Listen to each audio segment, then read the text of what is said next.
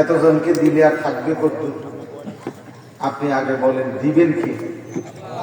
সে তিনি দিতে পারে কদ্দুর, আপনি সেটা আগে বলেন।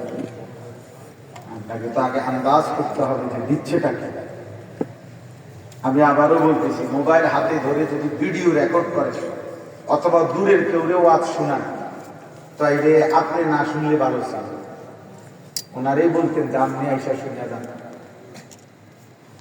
কোনো ফায়দা হবে না, এইটা নিয়ে জীবনটা শেষ হয়ে যাবে। হাজার হাজার লাখ লাখ ওয়াজ মোবাইলের মধ্যে জমা থাকবে, একদিন আপনি কবরে চলে যাবেন। কবরে চলে। আজকে আমি ডাক্তারের কাছে গেছি, এখন আমার গায়ের উপর একটা কোট ছিল, কোটটার মধ্যে আমার টাকা, আমার খেয়াল ছিল না। এখন ডাক্তার সাহেব একটা রক্ত পরীক্ষা দিছে, আমার পকেটে 1 টাকা না। আমাকে নিচে দায়িত্ব দিতে হবে, পরে আমার সাথে যে ছিল ওরা খোঁজ করছে। এরপরে ওরা আনছি যখন টাকা নিব, তখন আবার যে ওটা টাকা নিব ওটাই বলতেছে ডাক্তার সাহেব আপনার এই পরীক্ষার টাকা ওষুধ সবই উনি আমার কষ্টটা আমি কেন বলে বুঝলাম। তাইলে আমার অর্থ হইল যে এই মানে হইল আমার কোট গাড়িতে, আমি তার মানে এরকম একদিন হবে আমার সব মোবাইলে আমি কবর,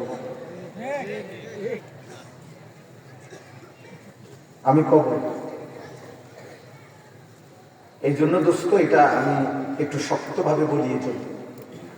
সামনাসামনি ওয়াজ শোনার যখন সুযোগ হয় যেই কোনো আলেম, এটা বিশাল বড় একটা গনিমত হতে পারে। আরেক সময় আপনার সুযোগ হবে না, ব্যস্ততা থাকবে, অসুস্থতা থাকবে, কোনো না কোনো পেরেশানি থাকবে, কিন্তু আজ যেহেতু সুযোগ আছে, যার যখন যেটুকু সুযোগ হয় ওইটুকু সুযোগের চোখের দিকে তাকায়, ওলামায়ে কেরামের দিকে তাকিয়ে মনোযোগ দিয়ে আল্লাহর কথা শুনলে ভীষণ বরকত।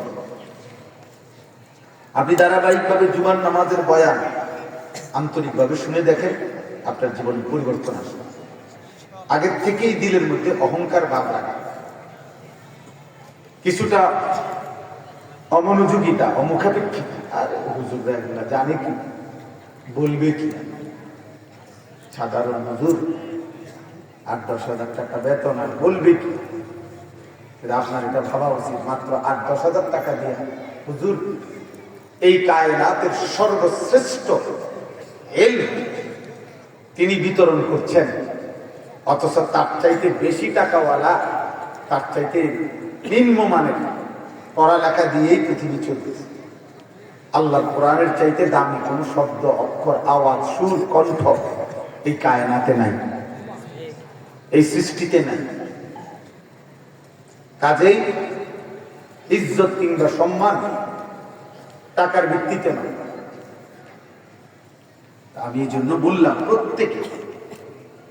প্রত্যেকের কাছে আমার এটা কথা, আল্লাহ কোরআন, মসজিদের ইমাম সাহেব, মাহফিলের ওয়াইজ, যখনই সুযোগ হয় সামনাসামনি এরকম মুখোমুখি শুনবা, এটা গনিমত, এটা সৌভাগ্য।